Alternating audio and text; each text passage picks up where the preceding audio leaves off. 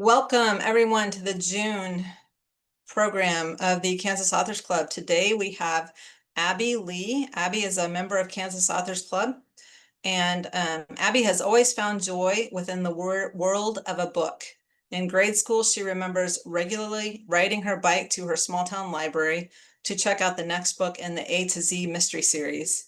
As an adult, she taught high school English and social studies before turning her full attention to writing. Abbi now works as a copywriter for a marketing agency, and she's been published in multiple magazines and recently released Ghost Town Treasure Hunt, the first novel in her debut middle grade series, Geocache Club, with Chicken Scratch Books. Outside of reading and writing, Abbi also enjoys cooking new recipes, geocaching for hidden treasures, and going on adventures with her husband and her two daughters. So Abbi, I'm going to turn it over to you. Awesome. Thank you. Well, I'm going to share my screen. And while I'm doing that, if everyone wouldn't mind getting like a pen or a pencil and some paper or something to write on, we're all authors and we like to write. So there's usually a notebook nearby.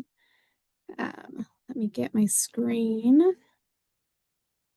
So like she said, this is going to be a little bit more interactive. So there'll be time to write. And if you're in person, discuss amongst the group. If you are joining from Zoom like I am, just add into the chat and even the district meeting rooms that are getting together in person, you can add some of your answers to the chat as well. Well, what I'm gonna talk about today, and we're all gonna kind of discuss together, is goal setting for authors. Our goals look a little different than a lot of people's goals. Ours usually take years to come to fruition, and so it's important that we keep miniature goals and we can get to the end goal, which is writing that book and getting it published for everyone to read. So they look a little bit different, so it's kind of fun to talk about them together and get new strategies and techniques to make those goals. So the first thing I want to do is a little icebreaker question. So if you're in person, you can do this out loud. If you are on Zoom, go ahead and put your answer in the chat. So if you could accomplish just one thing in your writing career this year, so we got 6 months left of the year. So one thing this year, what would it be? And then also share your name and what genre you write in, or pick one of the genres you write in if you write in a lot of them. So I'll share mine real quick. My goal for the end of the year was kind of made for me. My publisher told me book number 3 in my series, that first draft needed to be due at the end of the year. So writing book number 3 is my goal this year. It was kind of straightforward for me. So go ahead and talk about your goals in your group. We'll just do this for like a minute, maybe 2 minutes. Oh yeah, and my name is Abbi Lee, and I write for kids, usually middle grade, so usually contemporary. Sam wants to land an agent. Same. That might be my goal next year.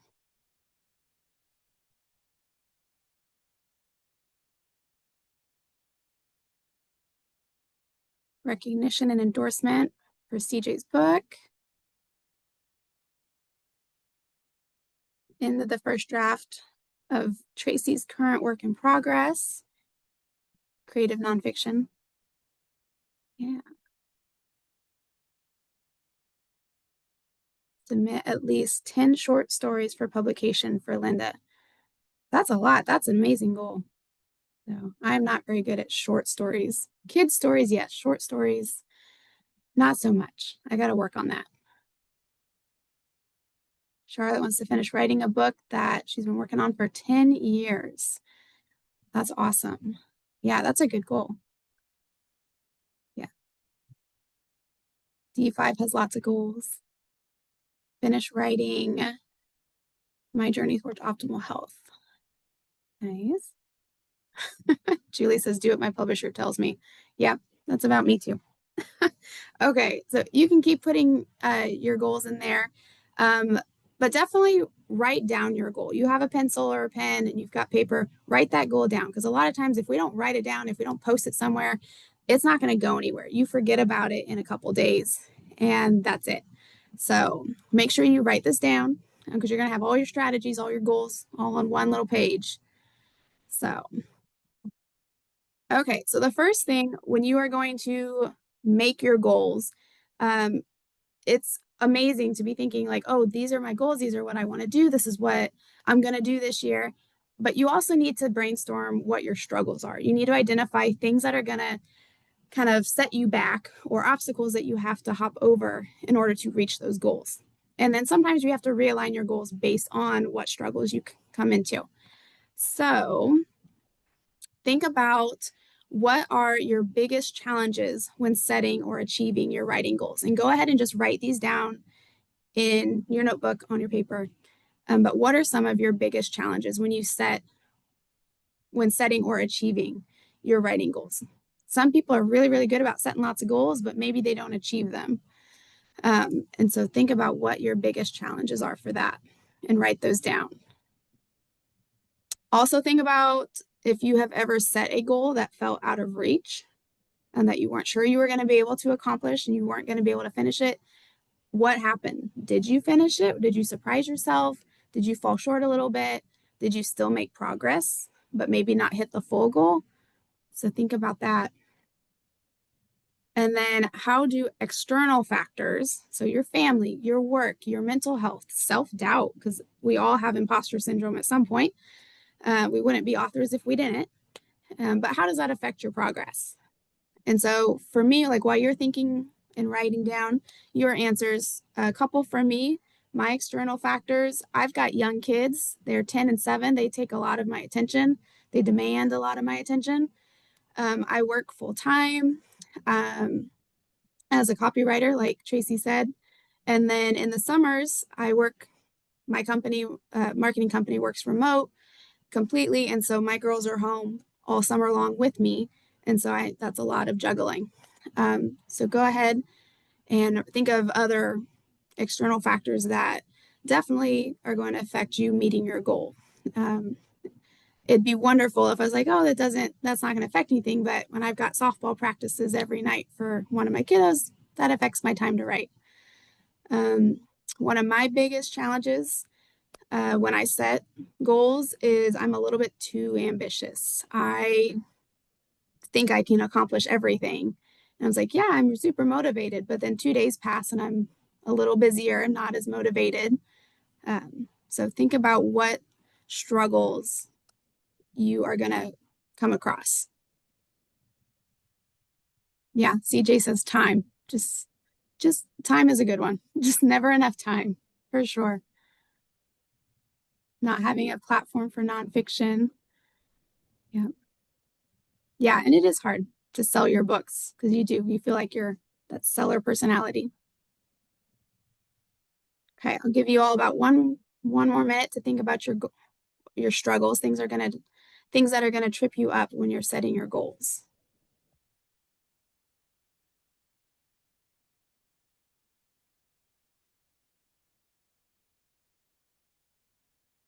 What's great about identifying your struggles is you can work around them and set your goals accordingly.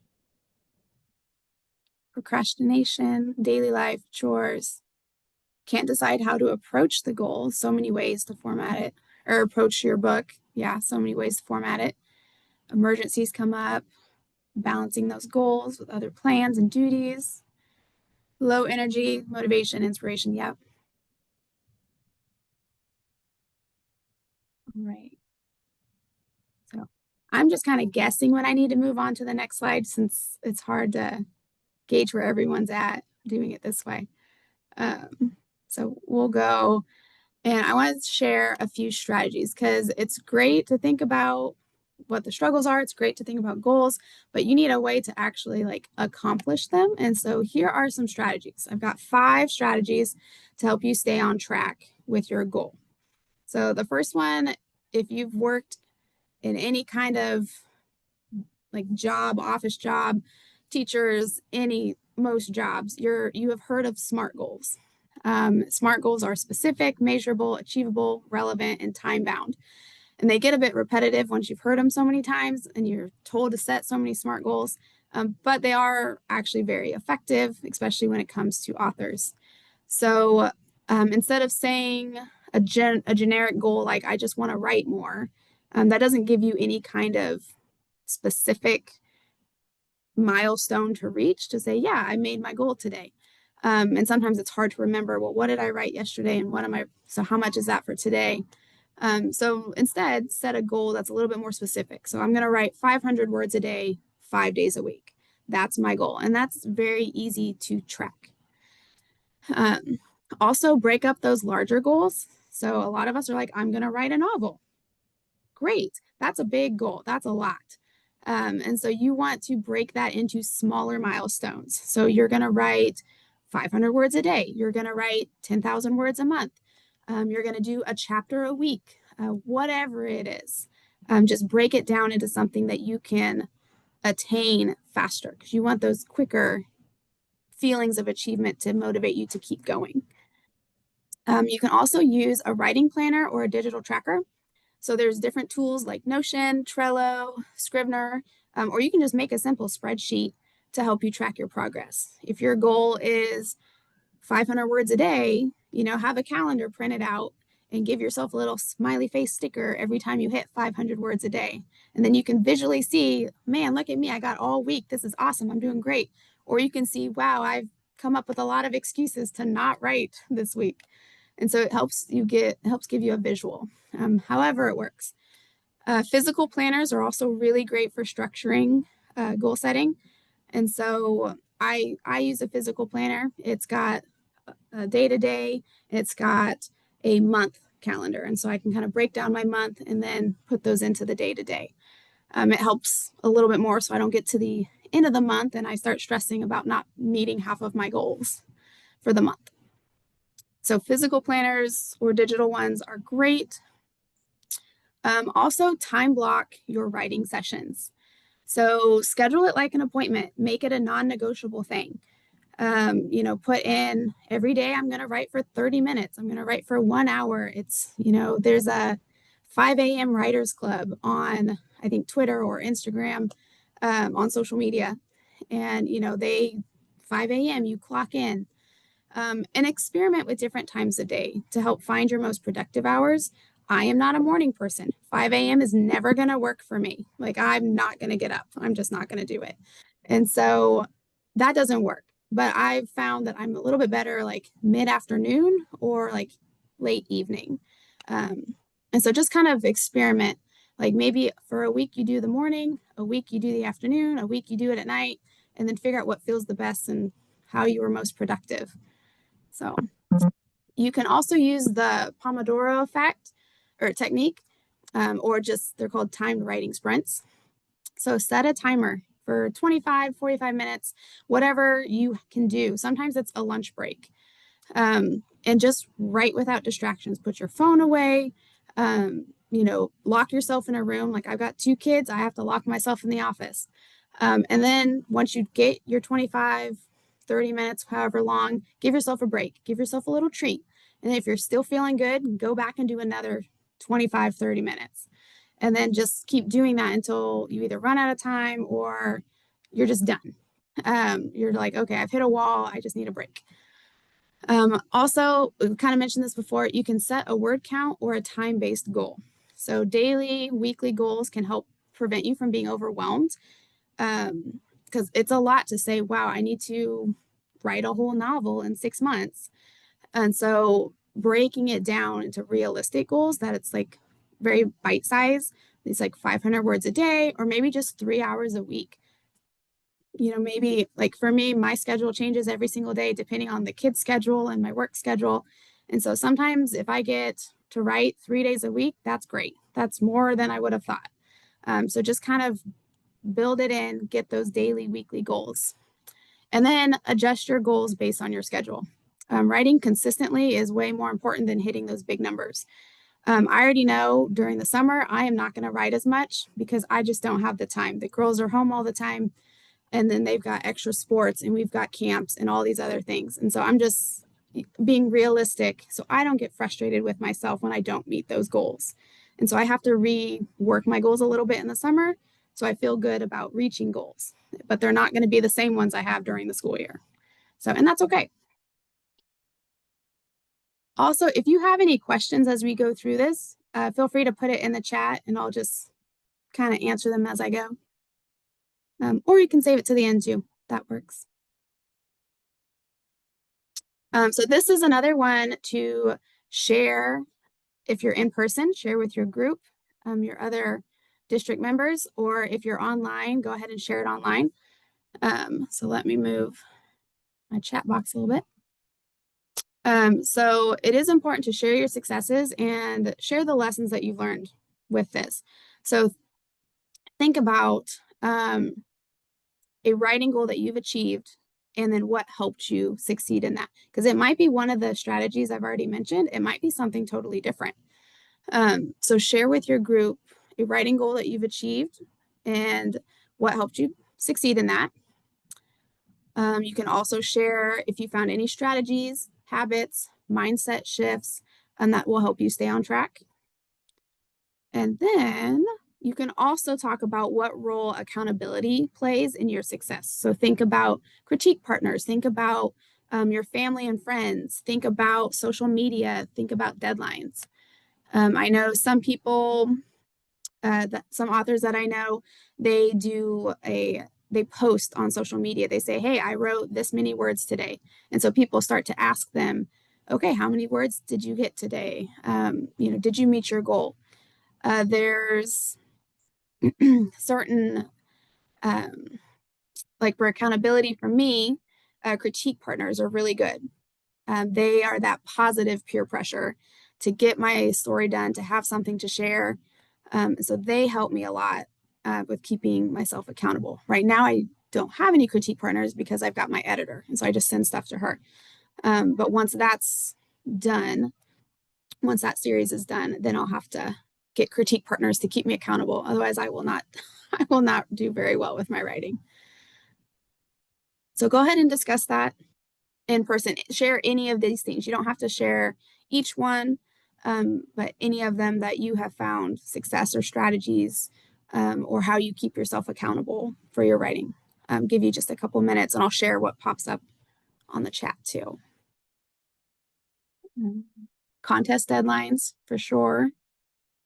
Yes, those are helpful to kind of get your butt in the chair and get to writing. Breaking big goals into tiny tasks to have a sense of accomplishment. Yep, that's what Tracy does. Yeah, I have to do the same thing.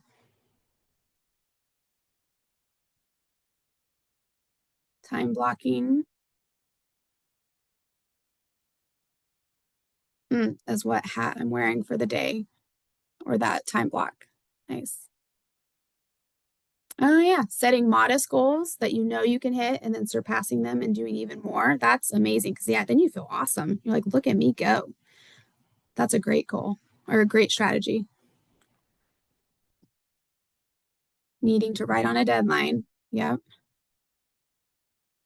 Think about it a lot and then write it just before it has to be turned in. I like that. Because we can only send one. Yeah. Yeah. Deadlines definitely. I'm more of a deadline person.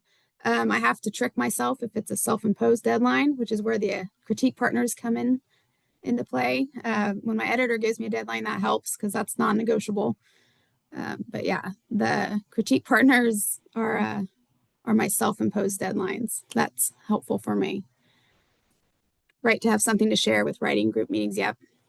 Yeah, because you can only go so many months, so many meetings without sharing something before people start to ask, like, what are you doing? So, yeah, you definitely have to have some accountability there, which is nice. Getting feedback from volunteer readers.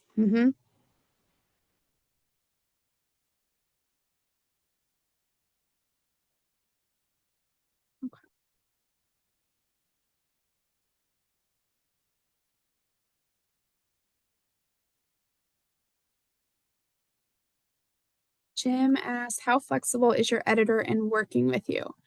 My editor is actually really great. about asking me how long I might need to do something. And then we kind of work within what deadlines she needs to meet. I know at one for book two, so my book, my first book, Ghost Town Treasure Hunt, is part of a series, like Tracy said, and it's going to be a trilogy, is what my editor has informed me of.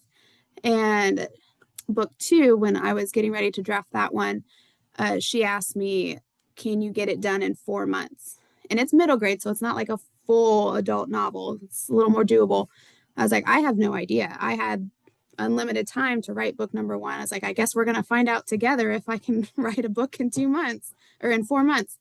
And I was able to get it. It was a lot. I don't want to do that again. That was really rushed. But so she gave me more time for book three. And so I had about 9 months. I've started writing it and then got busy with revisions for book two. And so now I'm going to start it back up again and have about 6 months to get it written. But if I came into a snag, if I got pushed back for like family emergencies or something like that, I think she'd give me more time if I needed it. But at this point, we've built up that relationship where she knows I'm going to get her stuff on time. And so if I need an extension, she knows it's something I actually need. So that helps once you've built the relationship. But no, she was really good about just talking back and forth. And every editor is different. So it's a good conversation to have when you first meet your editor. Like, okay, well, how hard and fast are these deadlines? What happens if something comes up? Things like that, especially if you do like nonfiction and you're doing a ton of research and you sold on proposal and things like that. There's just different factors. But yeah, every editor is different. So okay. So aspirations and action plans. So these are things I want you to write down in your notebooks. You can share them out loud or in the chat if you want. You do not have to because they're your goals, your aspirations. I am a sharer, so I will share some of mine as we go. So think about what are one or two, just keeping it doable, one or two specific measurable goals that you want to set for the next quarter. So at the very beginning, we talked about what is your goal for the year. And so you have that. So that's 6 months. Like, what is that goal? Now think about that one and break it down into 1 to 2 measurable, very specific goals that you want to set for the next quarter, the next 3 months.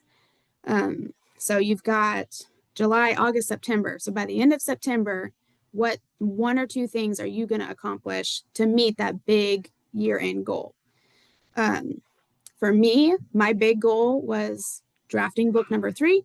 And so for the next 3 months, my goal is to get 12 chapters written. My books tend to be about 24 to 26 chapters long. And so 12 is about half, or it'll be about half, depending on what I end up with. So I was like, if I can get half done in 3 months, I can get half done the next, and then I'll be good to go. I'll have my book. So that's mine. So think about what your goals are going to be for these next 3 months and write those down. So that way it keeps you accountable. So who knows, we might have another meeting and I'll ask you what goals you accomplished and where you were at. So, because I know we had the writing retreat a few months ago for D5 and we did a little bit of this. And so I'm kind of curious how those goals went, if any of them have been accomplished yet. All right. And then another thing to think about is what is one small step that you can take this week? So what can you do? So it's Saturday, so we'll go to next Saturday. But what is one small thing that you can do this week in the next 7 days to get you to those goals, to those quarterly goals, and even your big 6-month end of the year goal? For me, what I'm going to be doing this week, since it's the end of the month, it kind of works out really well, but I'm going to be planning out my weekly milestones to see if I like how many chapters a week I need to write to hit my goals. It should be like I should have some wiggle room to do like, a chapter a week, 3 months. That's about 4 weeks in a month, 3 months. That's my 12 chapters. That's what it should turn out. we'll see. So I need to like double check and make sure that's actually going to work and write those down. D5, maybe some of our goals weren't met so far. That's okay. You still got a whole 6 months to go. So think about one step that you can take this week towards your goal. And then how can this group, so think about how this group or any other community, writing community that you're involved in, even if you've got really supportive friends and family, how can they help hold you accountable? So think about maybe maybe if you're meeting in person, maybe you're going to like do a check-in. You know, at every meeting, you're going to meet with somebody 10 minutes before the meeting starts and check in on your goals. Or maybe you have an author friend who you just, know through social media or whatnot. Maybe you guys check in every week and say, hey, here's my weekly, word count goal. Text me on Saturdays and see if I made it. Make me feel bad if I didn't make it, but nicely, like feel bad with love.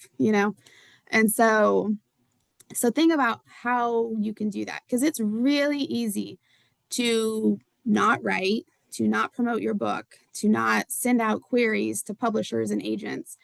It's really easy if you don't have someone that you're being accountable, someone's holding you accountable. So I know I'm very guilty of that. Life gets busy and you just kind of forget to do things. And you're like, oh, wow, it's been like a week since I've written one word.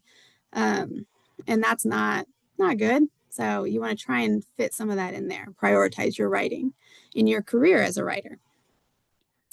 D5 says this week, sending deadlines to other folks involved. So artist bios, mugshots, things like that. Nice. That's a good goal. And some of these are goals that you'll find it's like, wow, this is like a 5-minute goal. This will take me 5 minutes to send this email or to send this query or to do this. Headshots, not mugshots. But yeah, so sometimes they're like super simple, like quick goals that you can accomplish, but you just have to do them and you have to like mentally get yourself ready to do them. And so it's nice to still write them down and feel accomplished when you can check them off. So I'm very much a checklist person. So I feel good when I can check things off. So, okay, I'll give you another minute or two to write down your goals, write down the steps you're going to take this week, and then how you can how you can have somebody or a group of people help keep you accountable for those goals. Sometimes it is just thinking of who's going to be the one to help you be accountable.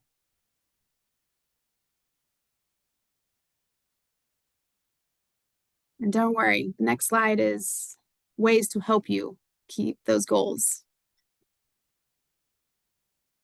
Right. So Carol says, take a planned life trip to the US Northeast in September, take notes and photos while traveling, and survive to write a memoir of that adventure. Yeah. Yeah, that would be cool. Yeah, that's great. And so maybe, Carol, a goal that you can do ahead of time, one of these weekly goals, quarterly goals until you get to that trip is, doing the research on where you're going and where you could stop and places to eat along the way, or, just kind of trip planning. Maybe that's part of the goal. So that way you have a very memorable memoir where you got some fun adventures in there. She's already done with the trip planning. Well, look at you go. You're ready. Okay. So here are 5 different habits to help you be more consistent with your writing. Because that is the only way the book is going to get written, is if you are more consistent, or if you have that consistency, you've got that routine. So the first thing is to develop a writing ritual. So maybe you light a candle, maybe you make tea or coffee, maybe you have a specific playlist that you play every time you write that signals to your brain that you are ready to write. It's time to write. This is what we do.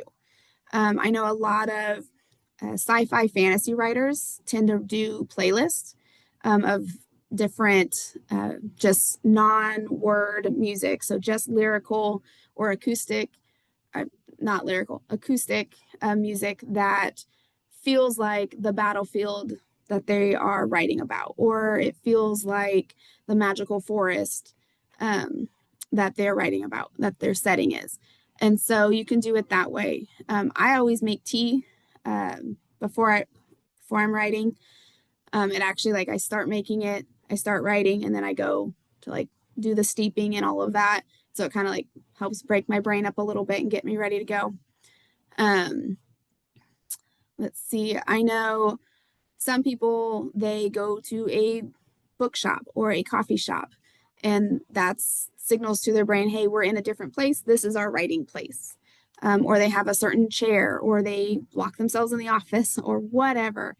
Just develop that ritual. So that way, every time you do it, you're in that writing mode. You know what you're doing. And it's also good to give yourself 5 minutes of like warm up writing. So that can be journaling, free writing, just whatever comes to mind. Or you can do like a prompt. It just helps you get into the flow without having to be like, okay, like this is like the where I'm at in my story. Now I got to work on how to figure where to go next. And then you kind of get stuck, you get frozen. And so if you do the 5 minute writing warm up, it can kind of help just kind of break loose a little bit and get you in the writing mood. Okay. And then also create an accountability system. So we talked about accountability a little bit before. So join a critique group if you are not in one already. I told you guys I am not in one currently because my editor gets my drafts. But as soon as that series is done, I'm going to have a critique group. I'm going to need somebody to look over my writing and keep me accountable. Have a writing buddy system. That can look like you meet at a coffee shop together every Saturday. I know there's one in Wichita that does that. I don't remember what the group is called, but they meet every Saturday or Sunday, like 7 a.m. So I don't go because it's still too early for me. But they meet and they just write around each other. They don't really talk, they don't do much, they just write. And it's usually different coffee shops. Or you can even join like an online accountability group.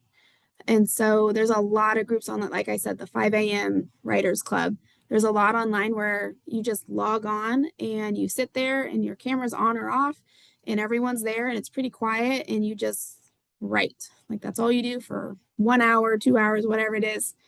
But it keeps you accountable because people are there. You're joining the group, the community is there. And it could be even, like I said before, just texting somebody, having someone you text back and forth. Also, to create an accountability system, you can publicly share your goals. Either like on Twitter, you can do it that way. You can, if you have a blog, you can have like a writing blog and share every week, every month, like where your story's at and how much you've accomplished in writing it. Or an author Facebook group. There's lots of Facebook groups for authors and writers. Just some kind of figuring out some way to have that external motivation and keeping you accountable by sharing it publicly. And it could even be just with your family and friends. So I share all my writing goals with my husband, so he knows kind of what to expect. Like, yeah, like if I want to get something done by the end of the month, he knows I'm going to get a little crazy at the end of the month trying to get it done. And so it helps keep you accountable. That's the goal, to have people ask you about it. And then give an example of an online writing group, please. I know like on Facebook, there's a bunch. If you just type in author or writer group, you'll have a lot there. I know I'm also, since I write for kids, I'm a member of SCBWI, and we're starting up the Kansas, Missouri chapter is starting up a monthly like co-working session where it's like an hour and a half, 2 hours. You log on and you just work on what you're working on. And it's for writers and illustrators. And so illustrators can get on and like sketch out whatever they're working on, or they can do things like that. And then writers can write or draft or outline or wherever they're at. It doesn't have to be the same kind of thing. And the kids organization, it's SCBWI. It's the Society of Children's Book Writers and Illustrators. So if you write for kids, so picture books through young adult, it's a really good organization. It's international, and there's lots of resources there. So those are a couple. And then another thing to do to help keep you consistent is use rewards and streak tracking. So I'm a big rewards person. I like my little treats here and there to celebrate what I've done. So celebrate those small wins. Like, yes, getting a book published is an incredible goal to meet, and it's really exciting. But it's there, and then you move on.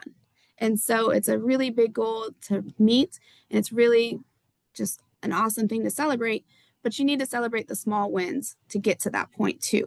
And so treat yourself after you reach a milestone, whether it's, keep a little thing of chocolates that are your absolute favorite chocolates. And then every chapter you write, you get a chocolate, or you get to treat yourself to coffee after you get the first draft written, or, a vacation somewhere close or something, whatever works for you. That's what you can make your little treats be. But do those small ones, celebrate those, because it's a big deal that you're writing these books and that you're making the progress you are. Even when it feels like you're not making a lot of progress towards your end goal, you are. A little bit goes a long ways. And so make sure you're celebrating those. Also, a big one is to minimize distractions. We have amazing distraction devices with us all the time with our cell phones. I would consider my kids big distractions as well. Wonderful distractions, but distractions. And so think of ways that you can minimize those distractions for yourself. If you tend to get on your computer and then start doing research and then go down rabbit hole after rabbit hole after rabbit hole, a lot of nonfiction writers run into this. I run into this, and I write contemporary fiction. I think almost everybody does. But use those website blockers, or put your phone on do not disturb, put it on airplane mode. You can also try distraction-free writing apps. There's some called Focuswriter. I think Scrivener has a full screen mode to block out the other tabs, so you won't distract yourself that way.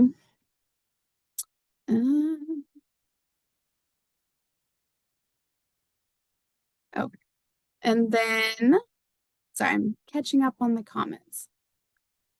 Okay.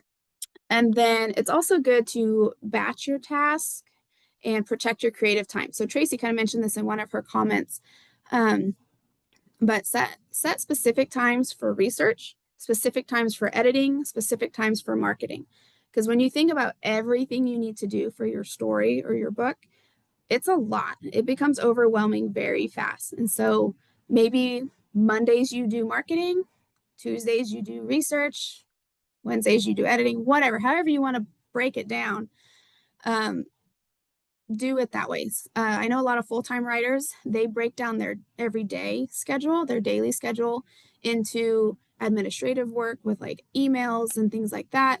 And then they do writing, and then they take a break, and then they go and they do their marketing or their social media. So just break it down so you can just focus on one thing and keep yourself motivated on that thing. And you feel more accomplished once you finish those.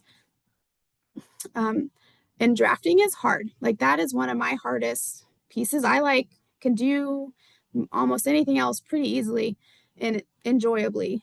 But drafting is tough for me. And so my brain will do anything to not draft. And so I have to designate times for other things in order to draft and get the book done. Because it doesn't matter your marketing or your editing or anything like that if you don't have a book to do any editing or marketing. So you have to get your drafting done. Marilyn says, write it all out before you stop to revise. I love that. That's a great thing. I wish my brain would do that. But I am I kind of trek back, I edit, and then I move forward, and I go back and edit and move forward. And so I wish my brain would do that, but it doesn't. But it is amazing when you can just get it all down and go. And because then, yeah, you have a book, you have a story to edit, which is good. And like Marilyn mentioned, avoid getting stuck in that perfectionism. So just get it on the paper. First drafts are going to be messy. They're going to be little garbage dumpster fires, and it's okay. Even if you edit as you go, it's still not going to be great. You're still not going to love it. Um, but it's okay because that's what editing and revising and critique partners and editors are for. Um, yes, Marilyn says you can always take something out, but you can't get something you thought of back. Very true. Yeah. I've got about 5 minutes before it is just gone, and I'm not going to remember what I was thinking. I have to write it down, whether I'm typing it or in a notebook. So, for sure. Do you agree? Jim asked, do you agree with the common advice to stop when you're on a roll in your writing? It's difficult for me to do so. So, I think it just depends on the person. Personally, I know if I, one second. I know if I am writing and I'm on a roll, like I want to keep writing, and so I do. But I try really hard not to end my writing time at the end of a chapter. And so if I stop in like the middle of a chapter somewhere, it could even be like 2 paragraphs into the chapter and I stop. But if just being in the chapter helps me get started the next time I go write. If I end the chapter, I spend a lot of time the next day when I'm writing. I spend a lot of time sitting there thinking, okay, how do I want to start this chapter? Where was I going with this? What do I want to do with this? Where am I, what's the setting at this point? So I spent a lot of that time when I was already in that mode. I was in the world I had built the day before. And so if I would have just kept writing through that beginning of the first chapter, or even if I was on a roll and I just kept going to the middle of the chapter, then I would be able to hop back in so much easier the next day. So I know there's quite a few people who do that. I mean, I think if you're on a roll and you've got the time and you can do it, then do it. I mean, just make sure you're eating and taking care of what you need to take care of. But yeah, I think stopping at a point where you're like, maybe not like when you hit a wall. I mean, and if you hit a wall, then go on a walk or talk it out or take a break or, things like that. But yeah, if you're on a roll, just take it and go. And sometimes it's okay. Like if you're on a roll and you things come up. So like my kids decide that they need to go to school or they need picked up from school, then if I'm on a roll, I'm going to stop, but I'm still thinking and I'm still excited about that story. And I will go do the things I need to do. And as soon as I can, I'm going to get back into that story and keep going. And so I think, yeah, stopping, if you have to, stopping mid roll is still okay if you have to stop. If not, just keep going. Um, or just stopping in the middle of the excitement or in the middle of the battle or whatever it is, something that will easily help you get back in. Um, yeah, no school today. Mom's on a roll. I know, right? Well, then they're usually home with me and wanting other things. So, but yeah, it's very dependent on the writer.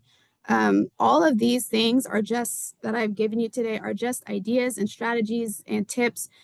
Take what you like, throw away what you don't. I don't use all of these things. These are strategies that I have acquired over multiple podcasts that I've listened to, multiple authors that I've talked to, different groups that I've just tuned into, just things that have worked for different people. I know there's even one author, I shared this at the writing retreat. For her family, she has a signal that says, I'm in writer mode and don't bother me. Like, even if I'm not there, don't bother me. And it's a tiara. So she has a little pink tiara and she puts it on her head and when she's writing. And so if she's in the office and she has her pink tiara, they know to shut the door and walk back out. If she's walking in the kitchen with her pink tiara, then it is still writing time because she's brainstorming, she's working through a problem, something like that. So they still know not to bother her. And so it is very much whatever works for you, like whatever system works, do it. And, her family's supportive of the pink tiara, so it works. Um, Jim says, it sounds backwards, but I've learned that if I talk too much about what I'm specifically writing, that it lessens my need to get back to that writing. Yeah, because you're not as excited about like exploring it because you've already talked it out a little bit. I get that. Yeah, I have to like get it written down when I'm excited about it. So, okay. So, final thought, takeaway, and write this in your notebook or share it in your group. But what is one word that describes how you're feeling right now about your writing goals? And it is okay if you say, I am overwhelmed. But how are you feeling about your goals? For me, I feel ready. I feel like I've got a little bit of a break before I have to start really drafting again. And so I feel ready with my goals in mind. And so think of one word that describes where you're at right now with your writing goals. So Tracy is optimistic. That's good.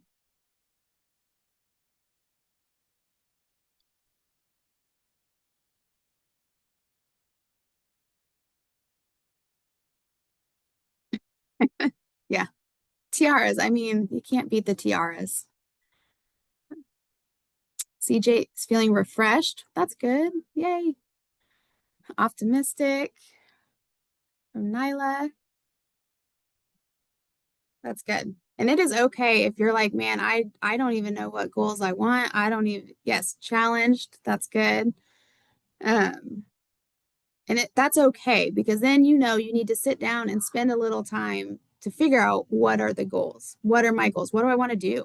Because sometimes when you're in between stories or you've got your story done, but it's with an editor or it's with readers, and you're like, okay, well, now what do I do while I'm waiting? Like, you just have to sit down and think about, okay, what are my goals going to be? District 5 feels challenged, organized, cautiously optimistic. Marilyn is ready, feels helped. Well, that's good. That's the goal. Yay. That was my goal for today. So that's amazing. Okay. Well, I did have a few resources for you if you want them. So these are some of the things that I have looked into. Some of them have been recommended to me, and I haven't had a chance to look into them yet. Atomic Habits by James Clear. It's not writing specific, but it is super, super good. I have read this one and I've done the workbook with this one, and it is amazing for building those small, sustainable habits that will lead to big results. So, like the little things, the 2-minute thing you can add to your day every day, and it'll make a big difference in the long run. So, that one's definitely worth it as far as like goals. The Productive Writer, Tips and Tools to Help You Write More, Stress Less, and Create Success by Sage Cohen. It focuses on time management, goal setting, and then long-term success strategies for writers. So it is specific for writers, which is nice. Writing Down the Bones by Natalie Goldberg. She encourages a creative and mindful approach to writing goals, which is great. Oh, Marilyn's met Natalie. That's cool.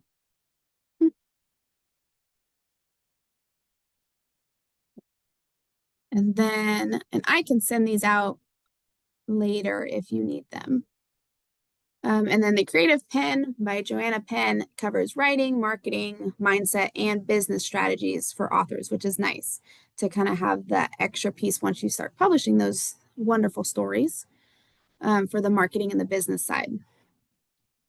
The Writer's Routine.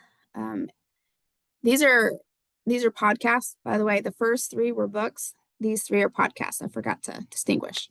But The Writer's Routine, it interviews authors about their habits, their schedules, and how they reach their goals. I've learned a ton through podcasts where authors are interviewed about like their journey for the book, things like that. I've just learned so many different strategies, and I've implemented quite a few of them into my routines. And it's just nice to see what other people are doing. So that's a good one.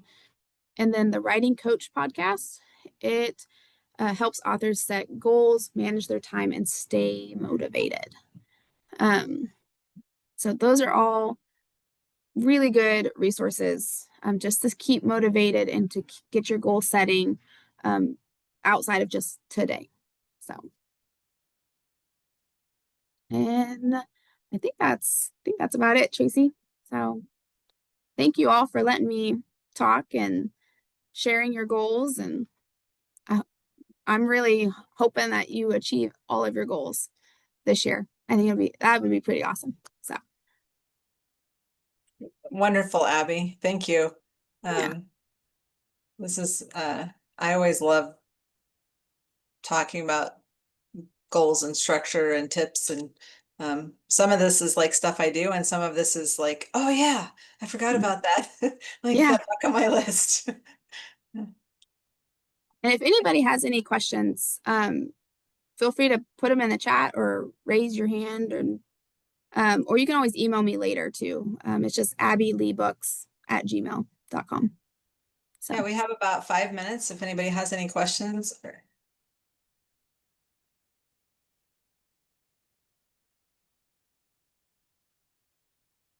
All right. I am going to go ahead and start, well, let me stop the recording here.